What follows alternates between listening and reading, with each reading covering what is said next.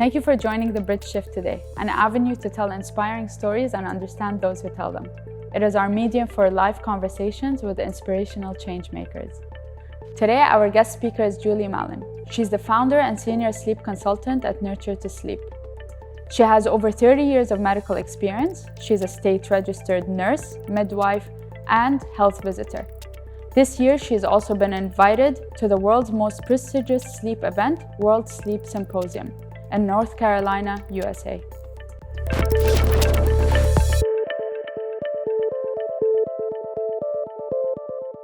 Welcome, Julie. Thank you for joining us today.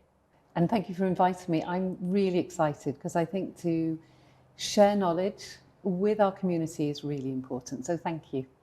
So my first question would be, what happens when we sleep? So that is such a huge question, and it's only been really understood in the last 50 years. Now, we know that we spend a third of our lives asleep, and nature doesn't waste time. So sleep has to be of value. But it's only through the irony of technology, which is one of the world's worst sleep disruptors, and yet it's really served us in understanding about sleep. So sleep, we used to think the body and the brain was completely comatose and inactive. The complete opposite is actually what's happening with sleep. The body is repairing, the mind is repairing. There's so many functions and restorative functions that are happening through sleep. So the first thing to say is we have to recognize sleep is not a luxury, but it is a biological necessity for our being, for us to get up every morning and for us to function. So that's the most important thing to recognize, what sleep is. Since now it's the month of Ramadan, how can people manage their time with the new working hours? So what's going on here is looking at how a person's sleep cycle is being disrupted and how we're not getting, throughout Ramadan, we're not getting enough sleep. But what does enough sleep mean? Are we talking about quality or are we talking about quantity? So I think it might be helpful to look at the cycles of sleep, and we need to look at the sleep architecture. Now, sleep architecture is very much about recognizing we have very distinct phases within one sleep cycle. Now, within that one sleep cycle, our sleep cycle is approximately 90 minutes. And within that 90 minutes, there are very distinctive phases of non-REM sleep and REM sleep. Now, when the sleep is being disrupted because of Ramadan, as an example, if we are going to bed considerably later, then we are not getting all the benefits of the sleep throughout the night, because sleep isn't created equal. We know that the first half of the night, and again, this is very much evidence-based, the first half of the night is all about memory restoration. It's all about repair of the body. And that's simply because if we break it down where we look at stage 1, 2, 3, and 4, stage 1, 2, and 3, and then goes into 4, we have the light sleep first, and then in stage 3 and 4, typically, this is where all the muscle repair happens. This is where anabolic hormones are released. So this is the deep restorative repair in stage 3 and stage 4, which is in the first half of the night. So if we're going to bed really late, say at 1 o'clock in the morning, then we're missing out on a really valuable part of our sleep. And very often, if we're going to bed later, we're going straight into straight into the REM sleep. Now, REM sleep is also critical, but we need both. And so when we are not having our normal sleep requirement or sleep timings, then we're really knocking our internal body clock out. And then just taking that one step further, our internal body clock is very much about our circadian rhythm. And that is how much light hits the back of our retina. The brain then processes what that light represents, and it has to be accurate. The importance of light, yes. So I listened to this most recently in a podcast, and I actually learned that our receptors are at the bottom of our eyes, which I found very interesting. So I guess it makes sense since sunlight is overhead. Could you talk more about this, or maybe the importance of the way you start your day? So it's also helpful to remember that our sleep starts the minute we wake up in the morning. So it's not thinking about just before we go to bed, it has to be our lifestyle and exactly what's going on the minute we wake up. And that is primarily due to the fact that there is a group of cells that sit just behind the orbit so of the eyes, right in the middle of the bridge of the nose. Right. And this is called the suprachiasmatic nuclei. And that in turn is our master clock. And all the other clocks in our body report to this master clock. So if the information going into this one clock to the SCN, then all the other clocks in our body are knocked out. And how many clocks do you think we have in our body? I don't know. 37. So we have 37 clocks in our body which respond to this CSN. Okay. Now, we know again from a number of studies, for example, in the 80 to 90 countries where they have daylight saving, and thankfully we don't have it here, but in the 80, 90 countries around in the world, when the clocks go forward and we lose just 1 hour, so when our circadian rhythm is thrown off, typically jet lag or social jet lag, then there is an increase in strokes and heart attacks by up to 24 to 26%. Wow. When the clocks go back and we gain an hour's sleep, there is a decrease of strokes and heart attacks by 22 to 24%. So this is showing you how fragile our circadian rhythm is and how important it is that the light going in, which is natural light, is giving the correct timing. So for example, if we're taking a walk at 5:30 in the evening, 5:30 in the evening is confirming with our brain, it's 5:30 in the evening, not 5:30 in the morning. Because it can detect the different type of light, or how does it work? So it's very much about recognizing light is on a spectrum. And the morning light is representing the sky, which is why screen time is so bad for us, any kind of screen time. And if we're looking at a TV screen, that's not helping for our sleep and really disrupts our sleep. But the iPhone or a mobile is even worse as a sleep disruptor because that blue light is much more concentrated and it's much closer to our face. And why that is so is that the blue light that comes off the screen of any device, the brain interprets that blue light as the sky. And the sky at 2 o'clock in the afternoon is blue.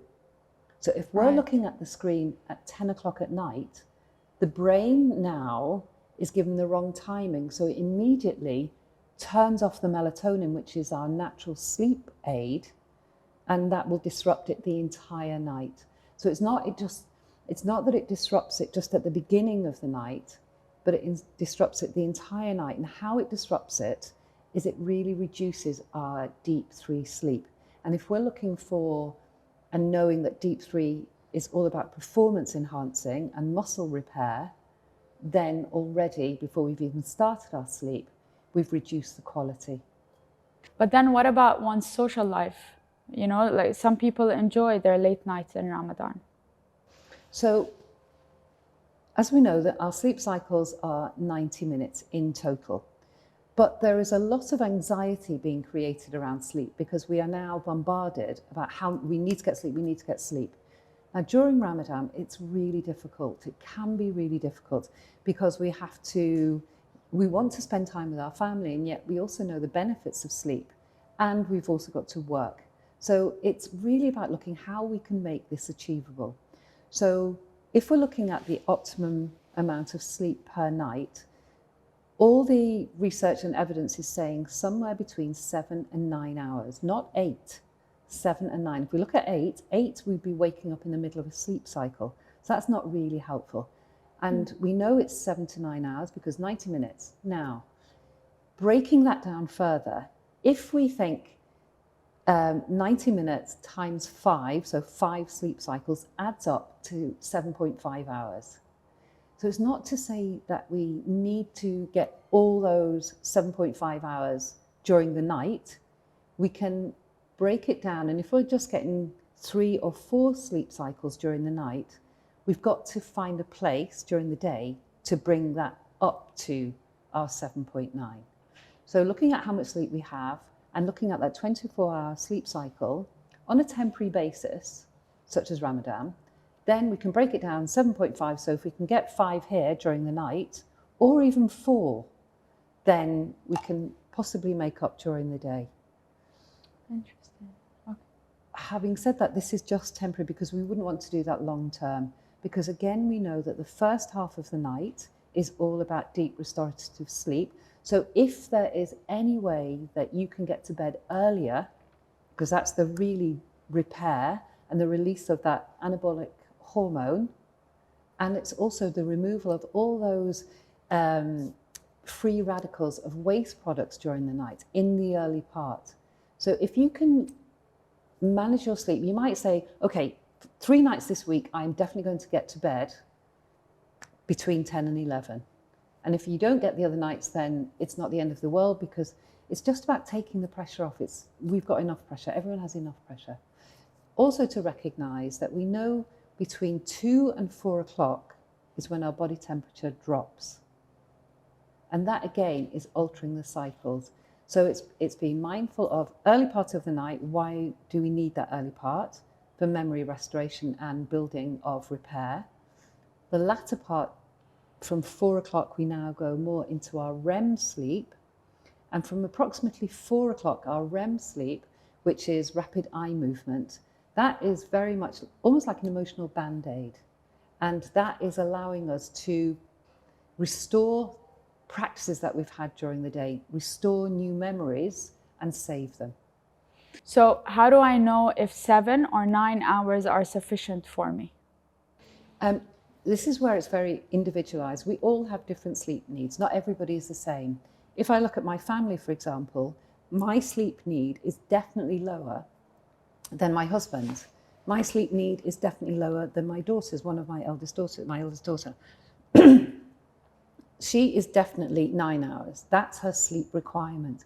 If she doesn't get 7 hours, if she doesn't get 9 hours, or my husband doesn't get 9 hours, they don't wake up refreshed. So their repair and their memory restoration is not optimum. For me and my second daughter, for example, 7 hours is my optimum. I wake up before my alarm, and I wake up ready to go. If I wake up really tired and sluggish, that's where I know that I'm not getting enough sleep. So it's paying attention to what our body is telling us.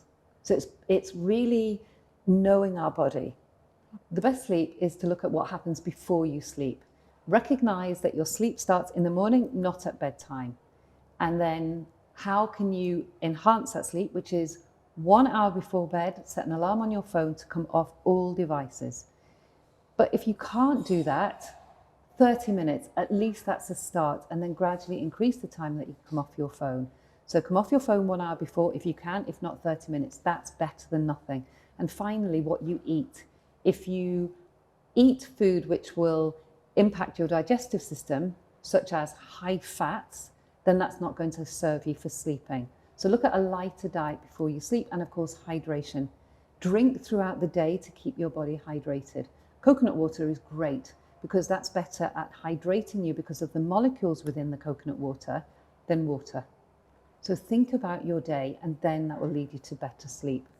So it's quite interesting when we're looking at, waking up in the morning early, and some people are ready to go and some people are not.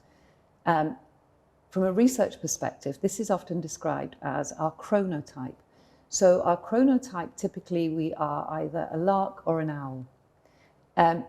It's been said that I am an owl, or I recognize that I am an owl, because my melatonin, this natural sleep aid, tends to come in later, which means it leaves my body later, hence me not being particularly a morning person. Equally, my husband and my daughter and my youngest daughter, they're definitely larks. Now, again, what this means, looking at the research, it means we're looking at our typical 24-hour clock. Now, if we're looking at our 24-hour clock on an individual, a human level, we know there is a time lag. We know that as humans, our typical body clock is actually hypothetically 24.6. Now, what that means is that we find it much more easy that we can go to bed later rather than go to bed earlier. And that's because if we try and go to bed earlier, from a physiological perspective, our melatonin has not yet come into our body. So going back to the question of whether we can get up early in the morning and whether we know that we are well rested, it is about paying attention. Can we wake up before our alarm goes off? Are we able to concentrate, or does it take us a long time to come round? And that's recognizing if we are sleep deprived, are we feeling tired? Mobile phones and using them as alarms is one of the worst things in terms of our sleep, because we put that snooze button on, and the research is really clear, we should get rid of the snooze button, because actually that is impairing our overall sleep quality. And that's not impacting in a positive way how we wake in the morning. Again, we're handing over to technology instead of looking at ourselves and what we need. So are you saying that it's actually worse if we snooze and go back to sleep rather than get up and just, be tired throughout the day? In the last 5 years, the research is becoming more evident of the negative impact of the snooze button. Now, a very simple way is to just buy an ordinary alarm clock. Right. Go out and buy an ordinary alarm clock. And if you're having to constantly hit that snooze button, what is that telling you? This is telling you you've not had enough sleep. Okay. That's what it's telling you. And yes, if you have to get up early because of work, for example, or as we are now in Ramadan, use that information. You are tired. So look at your lifestyle and how you can make these changes. There's a really wonderful piece of research again, which is looking at marginal gains. Now, these marginal gains, this philosophy was very first emphasized when we looked at making small changes, incremental changes, as little as 1% in everything that we do. And this became very apparent with the coach who led the cycling team in 2003. So before he came to be the cycle coach for the UK, the United Kingdom had never won a medal for 100 years. Okay. And so he was brought in, and it was that bad that when they were buying bikes for the Olympic British team, the manufacturers said, no, we don't want the Brits using it because it will put our name down. That's how bad things were. This particular sleep coach or cycle coach said, okay, we're going to bring in this philosophy of marginal gains. Improve all areas of our life by 1%, and 5 years later, they won their first gold medal. And in that year, the whole team won more and more medals. They were the first team to gain the Tour de France, British Tour de France. So that's how we're looking at the snooze button and how it's not helping us. Look to see where the gains can be made, changes can be made, in all aspects of our life. So how long will it take for my sleep to be adjusted? Or what are the key changes one should make in order to feel energized and sleep well? I think it's really difficult because in today's world, everything is instant gratification. But evolution has moved so slowly that it isn't instant that's going to help us. Yes, we can look at what we're eating, that can be an instant change. So that will help. What we're eating is going to impact how we're sleeping. But I think we need to look at the areas which will make the biggest difference. So if we think of light is a huge component for sleep. We need to make sure that we are getting early morning light, and that keeps our whole internal clock on track. So, even if you haven't got a garden, you can still stand by the window, and that is getting natural light to the brain and impacting our internal clock. But open the window, right? Because because that light, even by a window, drops 50 times less, right? Yeah. It does, but again, it's trying to do what you can do. Right. And it might be that you're just so tired, just get to the window first. The next day will be, okay, I'm going to leave the window open tonight so that tomorrow morning I will. So light is absolutely critical. Be mindful that on our skin, we have light receptors. Our whole body is a light receptor. So if you're going to your bedroom and you've put a mask on to block the light out, If the rest of your body is sleeping open and the room, then that's not going to help with our sleep. So light is critical. Temperature of our room is also critical. You know, if we have AC and it's not always the most accurate, see how we can alter our body temperature.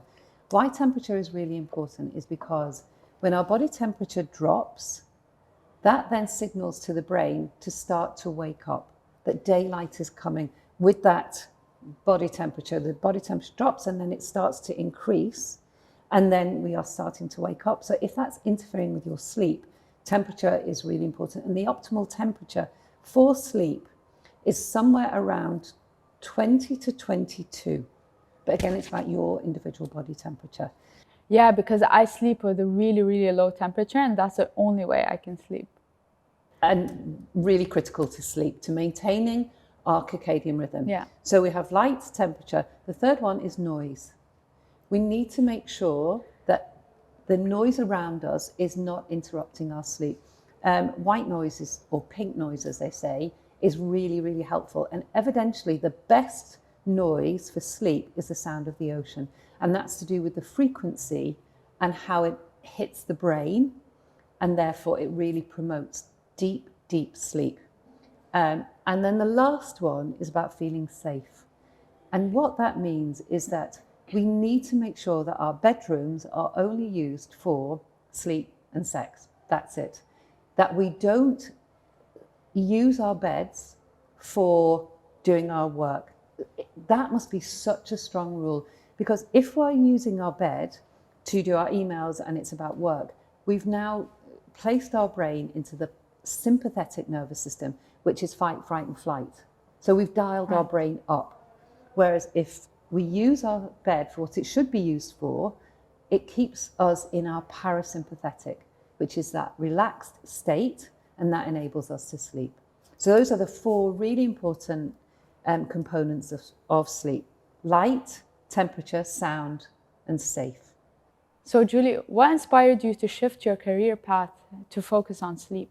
So I have recognized about myself, I'm very much an evidence-based practitioner, which is why I qualified as a midwife. One of the reasons, but a good reason, because as a midwife, you're an expert in your field. So it's important that I understand how things work. I can't just accept what you have told me. I need to understand it. Now, when I moved to the Middle East, lots of people were asking me about sleep and they were really having trouble.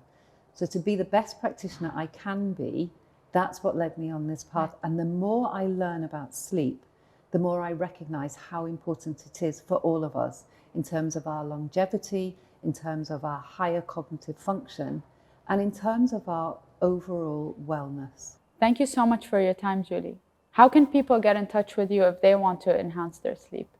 You're most welcome. And I also feel we all have a duty of care to get this information out there to everyone. And the easiest way is probably on my Instagram page, which is nurture2sleep.com, and the number 2. Great. Thank you everyone for watching. You can find Julie's details in the link below, and stay tuned for the next Bridge Shift.